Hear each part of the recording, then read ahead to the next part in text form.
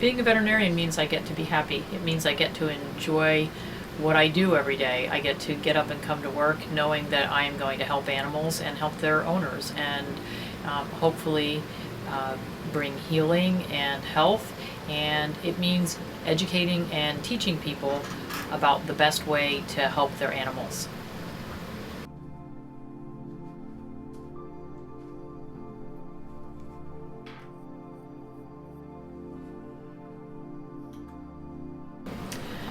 I decided to become a veterinarian when I was 13 years old.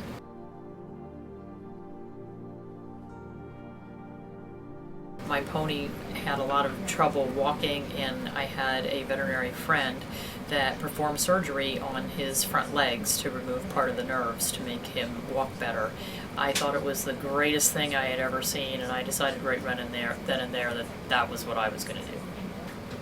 The first animal I ever performed chiropractic on was carried into the office and couldn't walk, and after we did the chiropractic treatment, the dog ran out of the office. To me, it seemed like a miracle. Clayton and Churchtown Veterinary Associates are very different from other veterinary hospitals because we look at things from a different perspective. Whereas your traditional veterinarian may be trying to sell prescription diets or have you feed foods that come from big box stores, we work very closely to tailor each diet to each specific animal, whether that be home cooked, raw, high quality canned or dry food, but we want to make sure that each diet fits each individual animal. We also treat with less medications and more holistic treatments such as chiropractic, acupuncture, laser therapy, food therapy, herbal therapy. Many clients come to us looking to decrease the amount of medications that their animals are taking that could have potentially harmful side effects. One of my greatest passions in life is helping rescue pets. I work very closely with 3 different Cavalier King Charles Spaniel rescue groups, but in our practice we work with many different rescue groups, including Bulldog Rescue, Vizsla Rescue, Ridgeback Rescue, Dachshund Rescue. Pretty much any breed organization that comes and asks us, we will help work with them.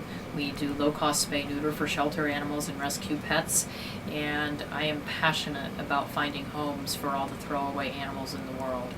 I am also extremely passionate about puppy mills and the fact that they should disappear. I don't believe in puppy mills and the wholesale breeding of animals to make more puppies to be sold in pet stores. Thanks for taking the time to join us. Now it's time to sit back and enjoy the show.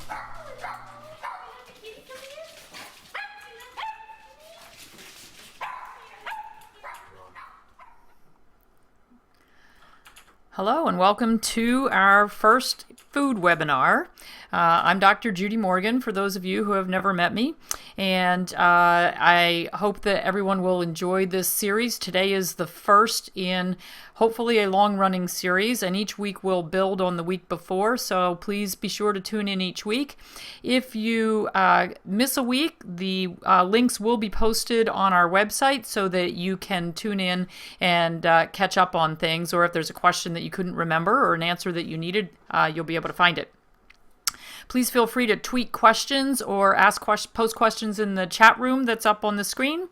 And please tell your friends, and hopefully we'll build the number of watchers that we have each week. You might be able to guess from my intro and from my photo, I am a Cavalier King Charles Spaniel lover. And we had a great photographer who was able to get them to all line up like that, so I was pretty impressed. And I'd particularly like to welcome my Cavalier King Charles Spaniel Brigade members who really were the impetus behind the food webinar series. They were posting so many questions online, we decided that perhaps it would be easier to publish something in one place instead of trying to answer a lot of different questions all the time. So hopefully you'll get lots of good information from the series, and let's get started.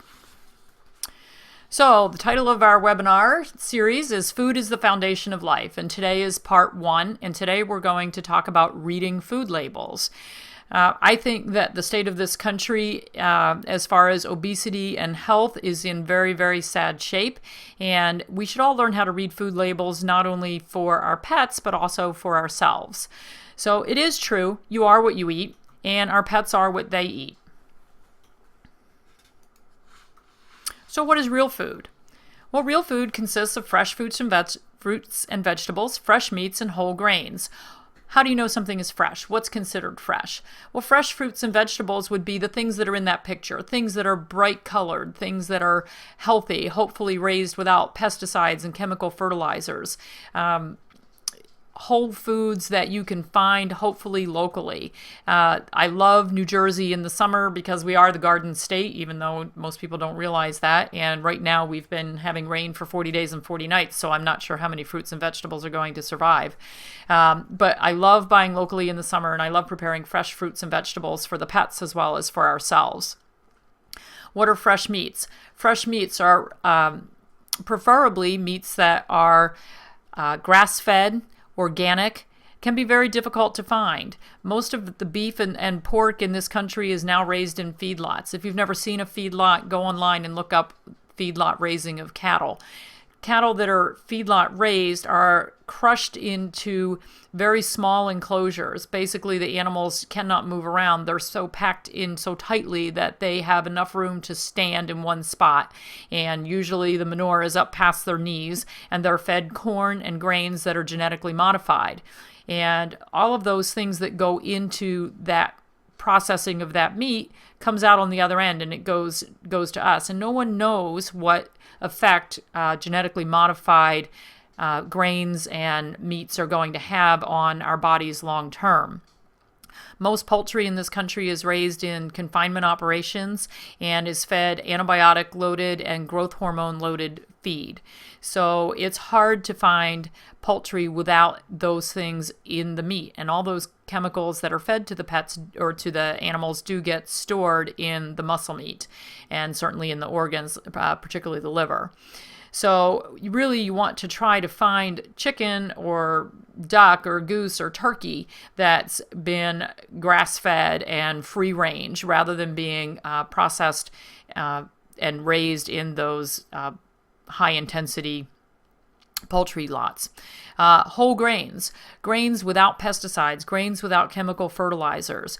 Grains will take up from the soil what is there. And we are finding that many grains now, when you test them, have high levels of arsenic and lead and other heavy metals in them. And no one really knows what's the toxic level of those things in our body. There's a guess, and there's been a lot of scientific study, but when you start looking at these things and really testing, you'll find that those grains do suck up a lot of stuff out of the soil that is not healthy for us. Whenever possible, you should shop locally so that the food has not been stored and processed for long periods of time, and you should shop often. Meats that are in the grocery store are loaded with preservatives. When we buy meat at the grocery store, sometimes a steak will last in our refrigerator for up to 2 weeks without being frozen. When we buy meat at an Amish market, something that is not preserved, it will only last in the refrigerator 4 to 5 days before it goes bad. So you want to really know what's going into the meats and grains that you're buying, and sometimes it can be really hard to get to the bottom of that. Certainly the grocery stores don't advertise that the meats are loaded with preservatives, and some of those preservatives can be very, very unhealthy for us. Okay, so we want to start talking about some definitions. What is natural? Well, the definition of natural in a food label is anything found in animal, plant, or mineral form in nature. Something that's not chemically synthesized or made in a laboratory. It can be processed by heat, enzymes, hydrolysis, fermentation, or rendering. So there's a lot of things that are found in nature that we don't necessarily want in our food. Arsenic, that's a natural product. Rattlesnake venom, also a natural product, but certainly not nutritious and not something that I want to feed my pets or my family. High fructose corn syrup, one of the byproducts of the corn industry.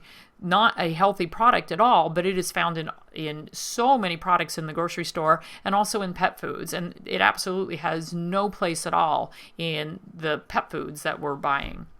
So don't pay more for something that says it's natural, because it doesn't really mean anything. Natural is anything in nature.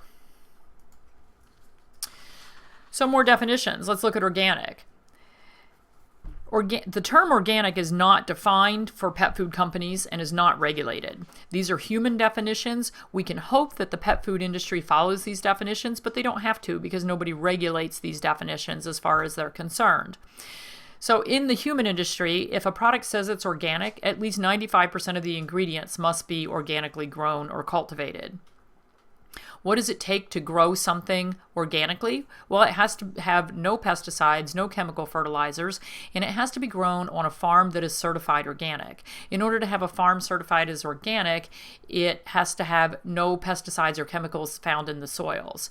The chemicals and pesticides and fertilizers that are used currently and starting back in the 50s and 60s are so toxic that they remain in the soil for hundreds of years. So finding organic soil that's never had any kind of chemicals and pesticides put on it can be pretty difficult if you wanted to go out and start an organic farm. So if it says made with organic ingredients, it must be 70 to 94% organic. So that's still pretty good. And if it says less than 70% organic, you can only list the organic ingredients individually. So commonly you'll find a bag of dog food or a can of dog food that it'll list beef and beef liver and potatoes, and then somewhere down the line it might say organic apples. So that means the apples themselves are organic, but it doesn't mean that anything else in the bag is organic. So you have to read the labels very carefully. On the front of the bag it might say something about with organic ingredients, but that it may only be one or two things in that bag that are actually organically raised. Or just remember, it's not regulated at all, so we can only hope that that's the definitions that they're following in the pet food industry. So, more definitions. Premium. There's no legal definition, doesn't mean anything at all. Holistic. No legal definition, doesn't mean anything at all. Human grade. No legal definition, doesn't mean anything at all. So when you're buying things like premium choice or holistic select, those words don't mean anything. They're not governed by anyone. It really doesn't mean anything. It could still have mystery meat in the food. And don't pay more for terms that mean nothing. So there are a lot of pet food companies who have now jumped on the bandwagon, and they use these terms very, very commonly, but they don't mean anything. So it's, whatever they think they want to spend their advertising dollars on to get you to purchase their food. These words are used very, very commonly, and they don't mean anything. So let's talk about how do we decide that a food is usable to be fed to pets. So you're deciding you want to start your own pet food company because this is a multi-billion-dollar business. So what do you need to do to get that food approved? So there's this thing called AAFCO food trials. And AAFCO is the American Association of Feed Control Officials. Who are they? They're their own group. It was a bunch of feed company people who got together and decided to make this group. Who governs them? No one. Who regulates them? No one. They govern and regulate themselves. So what's required to get an AAFCO approved food on the market? Well, they start out with 8 healthy animals that are at least 1 year old. And they take whatever the diet is. So let's just say Beneful. So they take Beneful and they take those 8 dogs and they feed them only Beneful and water for a period of 6 months. At the end of the 6 months, the animals cannot have lost more than 15% of their body condition. 2 of the dogs can be pulled out of the study because they died, or they lost more than 15% of their body condition, or for any other reason. At the end of the study, there are 4 blood tests that are run. One is a red cell count, one is a hemoglobin, one is a liver function, and the other one is a protein level. And those are the only 4 things that they have to test for. And in cats, they have to test taurine levels because that's specific to cats, that they need that for heart function. So you buy a food that it's passed its AAFCO feed trials. Well, that means 6 animals survived for 6 months on that food and didn't lose more than 15% of their body condition. That's not very much. So I have a little story about that. When I was in vet school, we had a small dog who was donated to the school because the dog was so obese it couldn't breathe. It was a 15-pound dog walking around in a 45-pound body. And on x-ray, we thought the chest was filled with tumors, but it was actually filled with fat. So the people were devastated, couldn't afford to do surgery, and left the dog as a donation to the school. So someone decided, hey, this is a great study. Let's feed this dog 1 pet tab vitamin a day and water for 30 days and see what happens. Well, at the end of the 30 days, the little dog had lost quite a bit of weight, as you might imagine, was feeling much better, could breathe well, and was running around. So what did it take to keep that dog alive? 1 pet tab vitamin a day. So as you can see, it doesn't take much to pass an AAFCO feed trial. So if any of you want to go in the pet food business, feel free. You can probably put together something that is going to be a lot better than a lot of the foods that are on the market, and you'll be able to pass these food trials. So some more definitions. If the title of the food says dinner, platter, formula, entree, or recipe, that means it contains 24 to 95% of that ingredient. So beef recipe could be only 24% beef. That's not a lot of meat. And the rest of that food can be undigestible fillers and waste products, as we're going to see as we move further down the line here.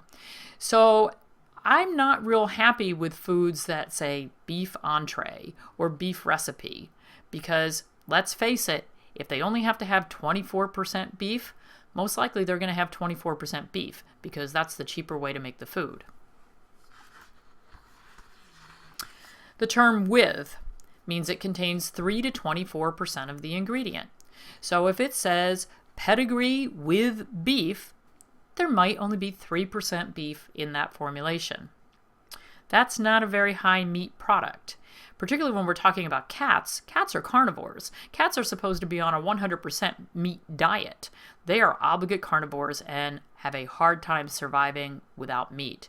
I do have some clients who want to raise their cats as vegetarians, and I am firmly against it. Yes, we can supplement lots of vitamins and minerals and things to try to make it read on the label that is appropriate for a cat, but cats do not thrive on a vegetarian diet. Yes, they can stay alive, but they do not thrive. For our dogs, being on a 3% meat diet, they will survive, they will not thrive. And let's face it, we're all here because we want to feed our pets the very best thing we can. Saw an interesting commercial the other day for Cottonelle, and at the end of the commercial it said, with a touch of cotton. So I wonder, do the same terms apply to the toilet paper industry? Does that mean there's 3% cotton in there? I don't know. If anybody wants to figure that out, let me know. Okay, flavor. That means it tastes like the name ingredient. So if it says beef flavor, doesn't actually have to have any beef in it. It means there's some sort of flavoring in there, which can be a chemical flavoring. I don't know who tastes it to decide that it tastes like beef, but somewhere along the line, they've figured out the flavorings, and they can be chemically synthesized. They don't have to be a natural flavor. And even if it says natural flavor, okay, where do you get natural flavor of beef? Does that mean you wave the beef over it? You make some beef smoke? I don't know. But it doesn't mean anything as far as the meat quantity in the food. So when we're talking about ingredients, if the first ingredient on the list says chicken or beef or lamb, whatever the meat source is, that means the clean flesh and skin, with or without the bone. So skin, well, if we're talking beef, that's a lot of skin. But with chicken, certainly clean flesh and skin, with or without bone. So that's kind of what we want. Chicken meal is ground chicken. So it's the good parts of the chicken, and again, with or without bone, and it is more processed than chicken. To make a chicken meal, you're going to grind the chicken, and then you're going to dehydrate that product to make a meal. Some people like to see a meal as the first ingredient. I do not, because it's more highly processed. It's processed at a higher temperature, and there's a lot of problems with that over the course of the lifetime with your pet. So I like to see a whole meat as the first ingredient. So let's look at what's byproduct meal. So chicken byproduct meal is the ground chicken parts, including the organs. So that's going to be the liver, the gizzards, the lungs, the necks, the backs, the feet. So all the parts that are unusable for human consumption. It doesn't contain the usable chicken meat that we would want to eat. So the breast, the thigh, the legs, the wings, that's been removed, and the byproduct meal is what's left. Now, is this a completely bad product? Not necessarily, because having organs, very healthy. When I home cook for my dogs, I do want some organ meat thrown in there because liver and heart can provide some very, very good nutrition. A lot of people feed chicken necks or duck necks or turkey necks to their dogs, particularly raw feeding. It's a really good way to have them work their teeth and gums, get the tartar off their teeth. There's good muscle meat in that part of the animal, the necks and the backs. So it's not all bad, but certainly I don't want to see the byproduct meal as the first ingredient in a food that I'm buying, because that's not the good part. I want my dog to have in the meat part of their diet, I want it to be about 70% muscle meat and 30% organ meat. So personally, I don't want to buy a dog food or cat food with any byproduct in it. I don't do that. So I'm looking for things that list the whole product. So if it's going to have chicken liver, I want it to say chicken liver. If it's going to have chicken heart or beef heart, I want it to say beef heart. I don't want this byproduct meal. Again, it's a meal. It's highly processed and it's dehydrated. So that's not the part that I want. And certainly you wouldn't expect to find byproduct meal in expensive, high-quality foods. And I don't want to see it in the first 5 ingredients. Like I said, personally, I don't want to see it at all, but certainly not in the first 5 ingredients. Meat meal. So this is really undefined. It doesn't say chicken. It doesn't say lamb. It doesn't say beef. It's meat. It's mystery meat. It can be anything. And it's the rendered product from any mammalian tissues. So AAFCO, those wonderful guys who regulate themselves, allows 4D animals, which are diseased, dying, decayed, and dead. Now, certainly any meat that chicken, beef, whatever, that we put into dog food, I certainly hope it would be dead before we process it. However, this is like roadkill. This is the stuff that has been given euthanasia solution. And this is why some foods, when you test them, you can actually find euthanasia solution in the food. So that's what you're feeding to your pets. Do we want to feed diseased muscle meat? Do we want to feed euthanasia solution? This meat meal can also contain cats, dogs, horses. It's any meat. And it is purchased from animal renderers. So in the past, a horse has died at our farm or been put down for old age or disease. It's taken off by the dead body hauler. What does the dead body hauler do with that? Melts it down, renders it into this wonderful goo that is then sold to the pet food companies to be used for this. So, along with that, Animal Digest. So Animal Digest is material from chemical or enzymatic hydrolysis of animal tissue. So it's kind of like the meat meal, except that this is a wet, sticky, cooked product where we basically take the animals and melt them down. And we're melting them down using chemicals. It's chemically treated meat. It's interesting. Somebody was telling me about this wonderful probiotic that they bought for their pet the other day, and she said, "Oh yeah, it's really good because it's got Animal Digest mixed in, so it tastes really good." And then when I explained what Animal Digest was, she promptly said she was going home to throw it away. So be really careful. This is also the stuff that is sprayed on a lot of foods because they can add sugars to it and make it taste good. And it's the coating that's used on a lot of the inexpensive foods. So when you buy those foods that feel really greasy, a lot of times that's what that is. So if I see meat meal or unidentified meat meal or Animal Digest in a food, that's not certainly going in my shopping cart, and I'm going to run as fast as I can. Meat and bone meal. So again, it's rendered product from animal tissues, including bone. It's a byproduct made from beef parts, which are not suitable for human consumption and used in pet foods. It can incorporate the entire cow, including the bones, but the quality cuts of meat are always removed. So after we take the steaks and the loins and the ribs and the roasts off of there, we take the rest of the waste product of the cow and we render it. And so we're going to cook it at high heats and we're going to melt it all down. And this is a low quality ingredient that's used to boost the protein percentage. Because what's it all about when you look at a bag of dog food? Oh, look, it's 32% protein. That's wonderful. That's so much better than the 16% protein product. Well, not necessarily. It depends how you get that protein. So in Europe, the vast majority of beef and bone meal is now used as a fossil fuel replacement for renewable energy generation or in cement kilns, landfilling, or incineration. So I don't know about you, but I really don't want to be feeding this sort of thing to my pets. I think that what they're using it for in Europe is a much better idea. So let's talk about some of the grains and other things that are put in the food besides the meat. So what is ground corn or ground rice or ground wheat, ground barley? In the case of corn, it's the entire ear of corn, ground without the husks, including the cob. So when it's ground whole rice or whole brown rice, that's going to include the hull. So there's a lot of non-digestible fiber in that product, which is a filler. And it's not digestible, so it basically gets pooped out the other end. So when you clean up the yard, you have more to clean up. Corn gluten meal, that's a byproduct of the human industry. The dried residue, sorry about that, we just a little accident.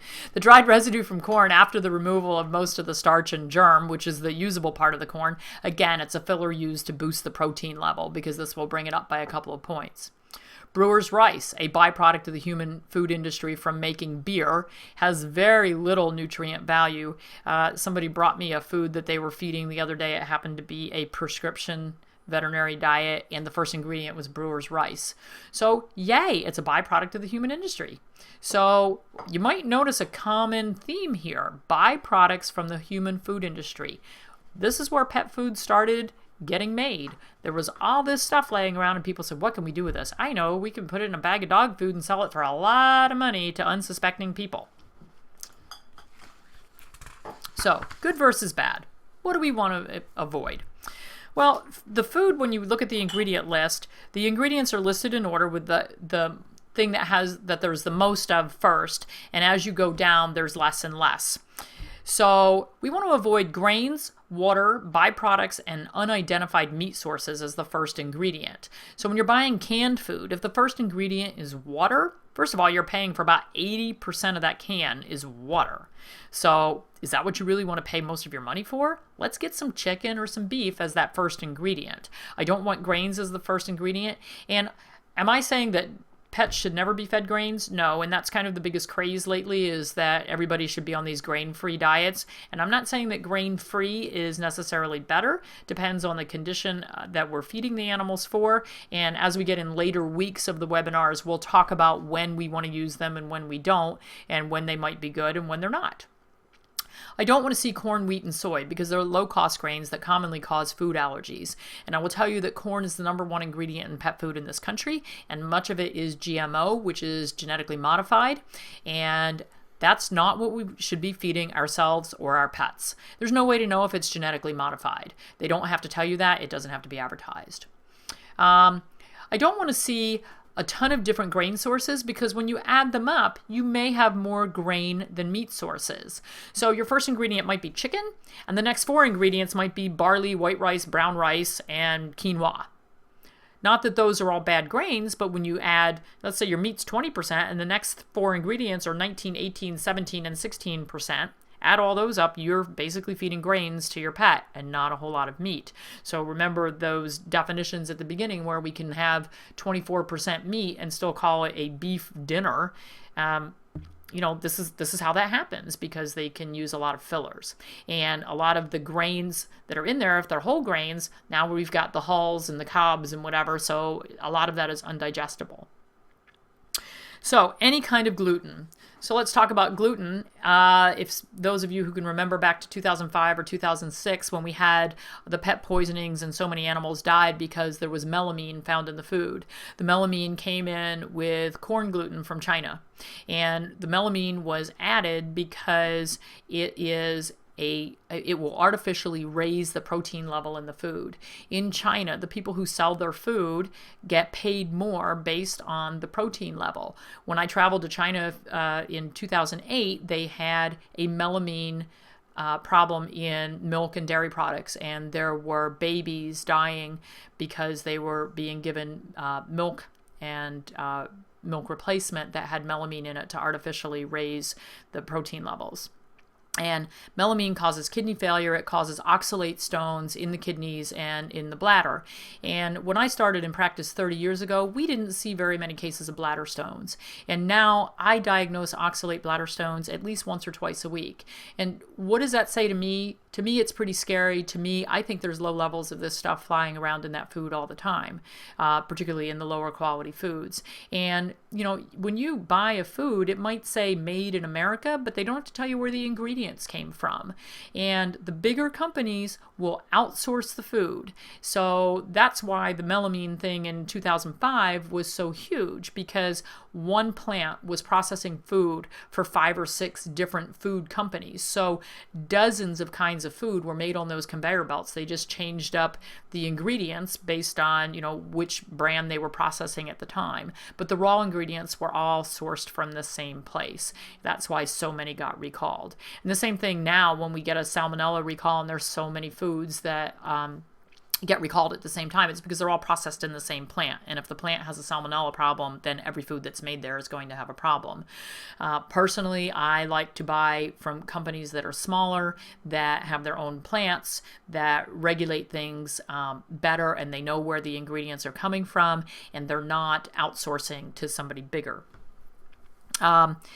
Another kind of gluten that we'll see more of in canned food is carrageenan or guar gum, and those are basically binders, and that's what they use gluten for, particularly in canned food. So you'll see corn gluten, rice gluten, and it's used to make the canned food stick together. Now, personally, I love a can of food that I open it and it's got liquid, and Merrick, for instance, makes smothered comfort. You open the can and there's a whole chicken thigh will dump out of the can, or a couple of them.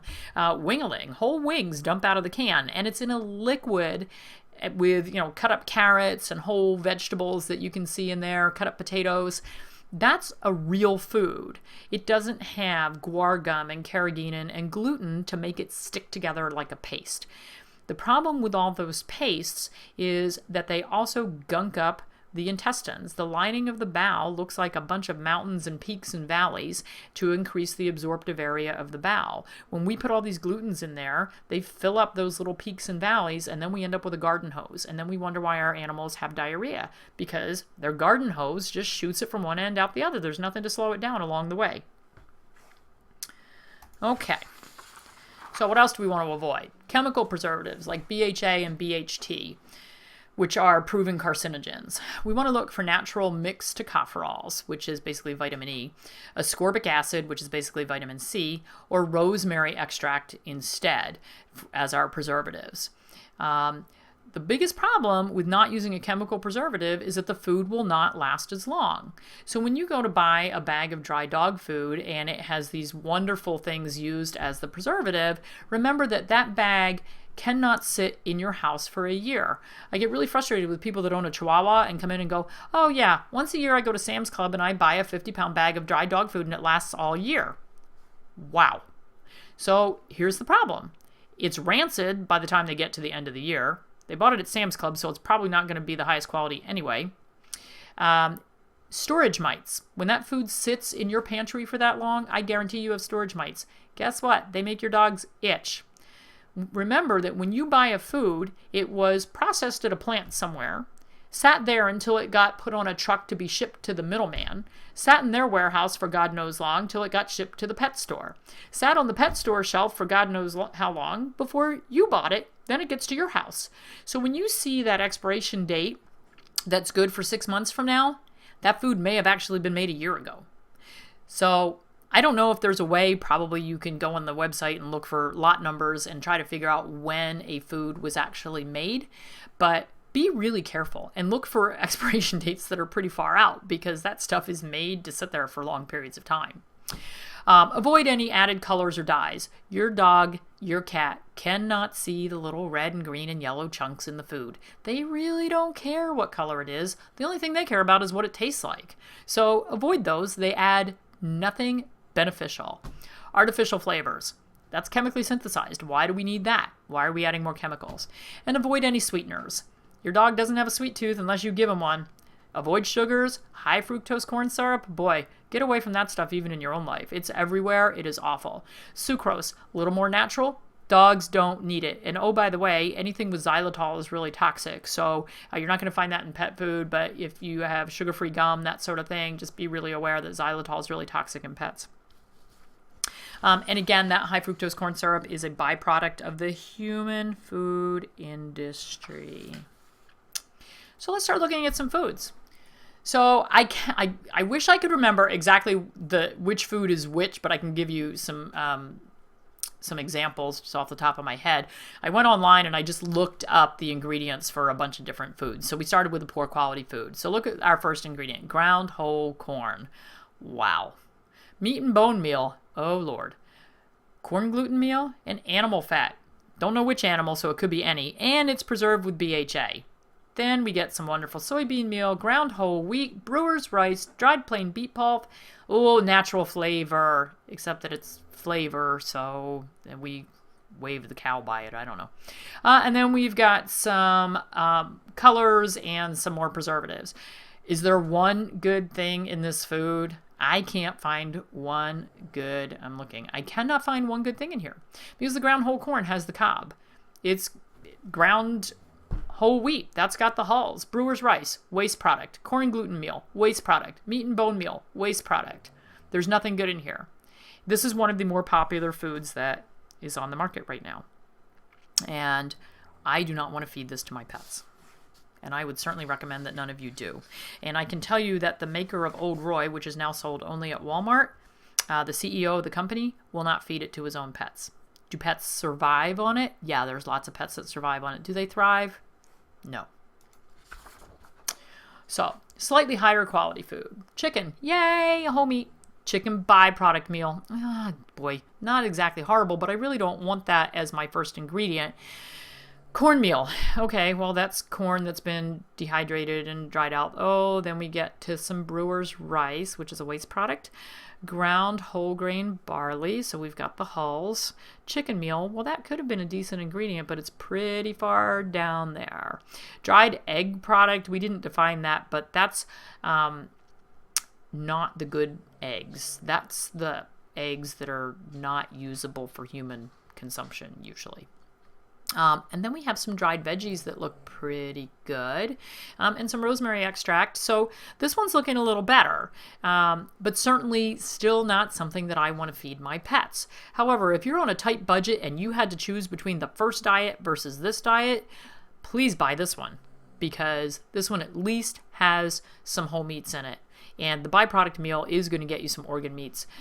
If you fed this food and supplemented with some home cooked or some good additions, your pet might do fairly well. But again, you're spending money, and this food is going to cost you a lot more than that first one. But you're spending money on things that are waste products of the human food industry. So, it's still not where we should be. So we're getting a little better. Now we're going to look at chicken again as the first ingredient. Hooray. Why does everything chicken that I pulled up? The reason is because chickens are much cheaper to raise than cows, so most dog foods are going to be chicken. Unless you specifically look for something else. Chicken meal. And then I love what they put in parentheses there. Source of glucosamine and chondroitin sulfate. Well, of course it is. It's got ground bone and cartilage in it. Don't pay extra for this food if they're saying, oh, it has added glucosamine and chondroitin sulfate. No, it doesn't. And here's the thing. If you buy a food that says it has added glucosamine and chondroitin sulfate, somebody did the math once, and unless you feed that whole bag to your dog at one sitting, there's not enough in there to make a difference for your pet anyway. If your pet needs supplement of glucosamine and chondroitin, just supplement the glucosamine and chondroitin. Don't buy pet food with it added and pay more money. Whole brown rice. We've got the hulls again. Brewer's rice. That's a waste product. Rice bran. Kind of a waste product. Whole grain oatmeal. Got the hulls. Pea protein. Not necessarily the good parts of the pea, but it's bringing our protein level up. Chicken fat, well, at least they identified the source of the fat and they preserved it with mixed tocopherols. Natural flavor. Okay, we walked the chicken by again. And then we've got some oils preserved with the mixed tocopherols, and that gives your dog a shiny coat and makes the food taste a little bit better to them. And then they threw some decaffeinated green tea extract and spearmint extract at the bottom because that makes it sound really good. But I got to tell you, it's in such a small amount that it's really not going to make much of a difference. So you're going to pay a lot more money for this food, and it's still got some questionable things in there. So now we're going to get a little bit better. Deboned chicken. So now we've got whole muscle meat. Chicken meal. Okay, that's the whole muscle meat again. It's just been dehydrated. Turkey meal, whole muscle meat that's been dehydrated. So our first three ingredients are all meat. And so that's pretty good. Then we have brown rice. We have peas, we have barley. Now they don't say in there whether it's whole brown rice or whole barley. So since this is a high quality food, you're paying more. We're going to hope that they're just giving us the actual edible part of the brown rice and the barley and not the hulls and the waste products. Sweet potato. I love sweet potatoes. Those are phenomenal. Chicken fat, preserved the correct way again. Oh, there's another meat source. Salmon meal, source of omega-3s. That's good.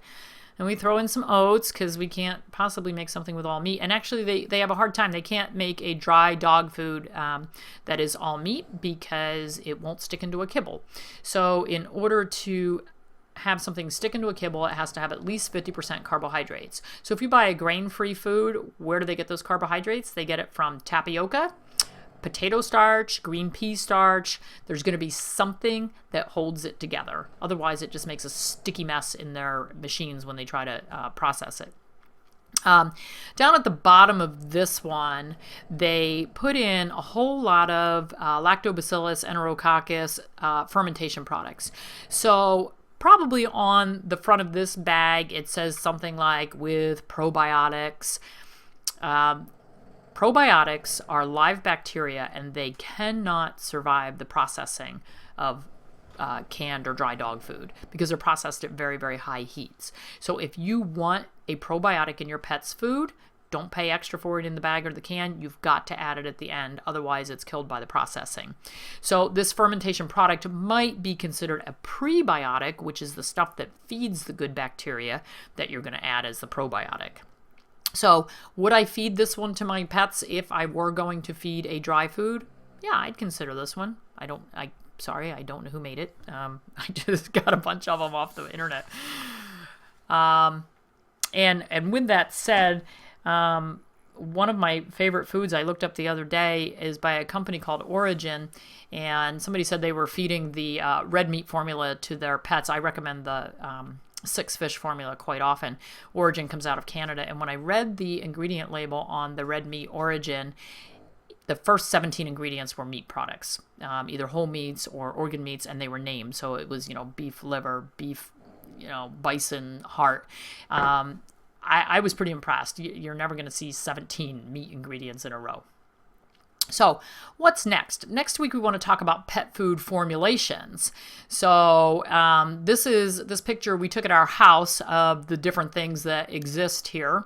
And so the Stella and Chewy's Surf and Turf and those things that look like hamburger patties in the front, that's frozen raw. We also do our own raw grinds where we actually grind up raw meat for our animals. And I'm a big fan of raw feeding, but it's not for everyone. Our dogs do well on it, but not all dogs do. And I don't recommend it across the board for all pets, but there are situations where it can be very, very good.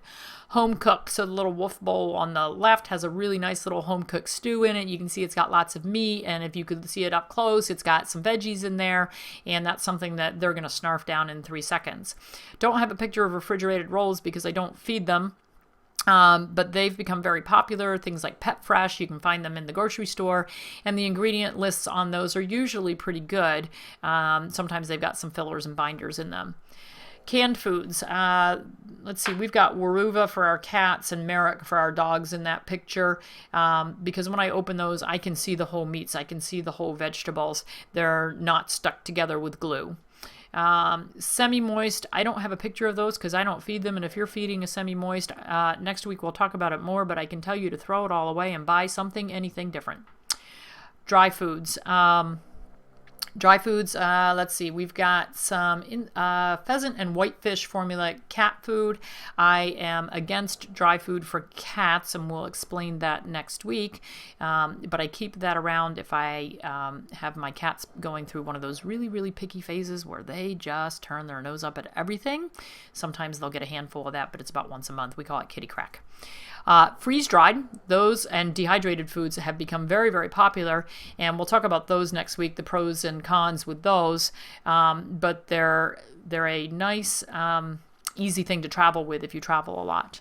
And then treats or snacks, I've got some stars down there at the front, which are made by a company called Natural Bark, and those are great. They've got applesauce and molasses and really, really healthy treats, and that's what we look for. What I really like for treats are fresh fruits and vegetables, because I feel like that's a whole food and that's very healthy for the pets. So at this point, we're going to open it up to questions, although for my Cavalier Brigade friends, I have some people who want to meet some children. This one is Stripe. This is Snip. Oops, Snip, show off your little Snip. So these guys were born last Monday, so we're about a week old. Mommy's probably having a conniption downstairs, but these are our little Cavalier kids. And, oh, there's Mommy. She's not happy. Hi, do I have your babies? Okay. Bye, kids. Mm-hmm. All right. Don't drop. There we go. All right, so do we have any questions? One question. So you feed from different manufacturers.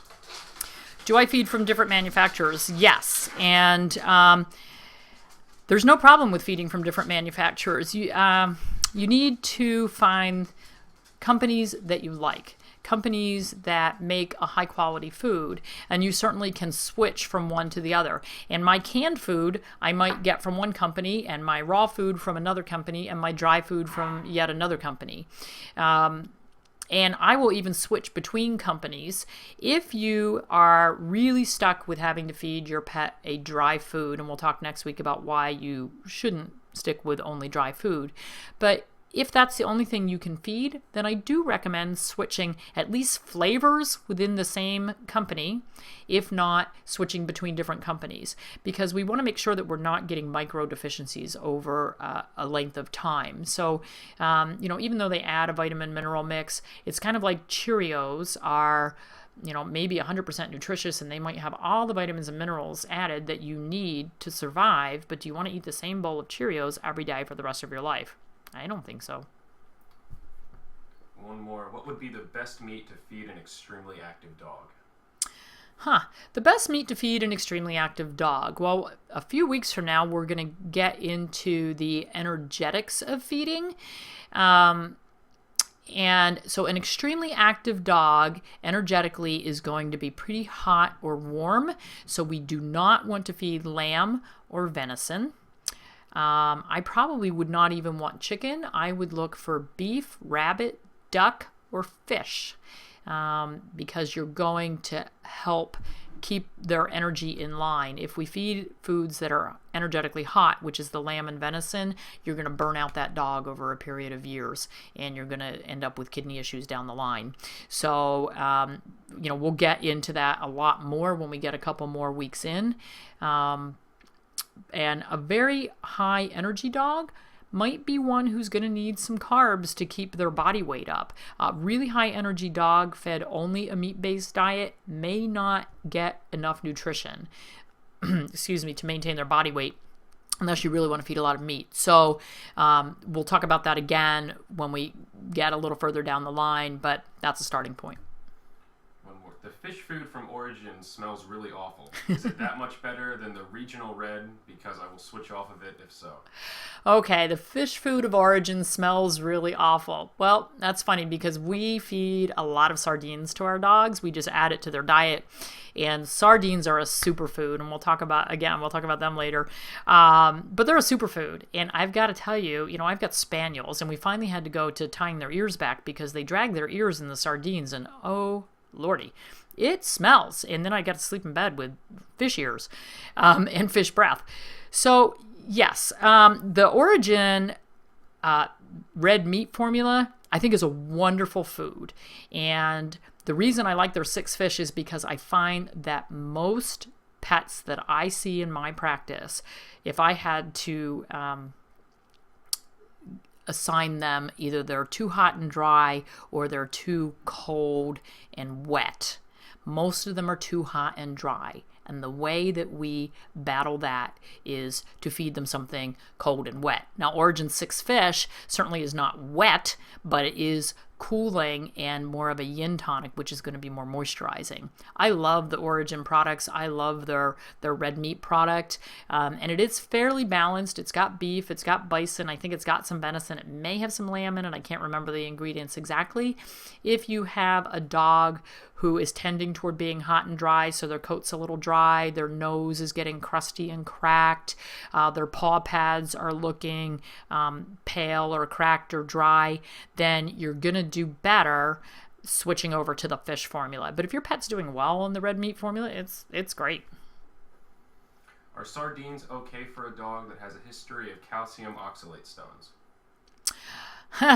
Probably not. They are really high in oxalates, so we would have to be very careful, and you'd have to work very closely with your veterinarian if you have a dog with oxalates. And I'm pretty sure that Shirley DeCastro is listening, and we have jumped through hoops. She has jumped through hoops to formulate a diet for her little Willie with oxalate stones, and we had him on sardines, and then he developed the oxalates, and we're not really we think it's secondary to Cushing's disease, but he had to come off his sardines. So and we will talk about stones and special diets for stones as we get further into the series.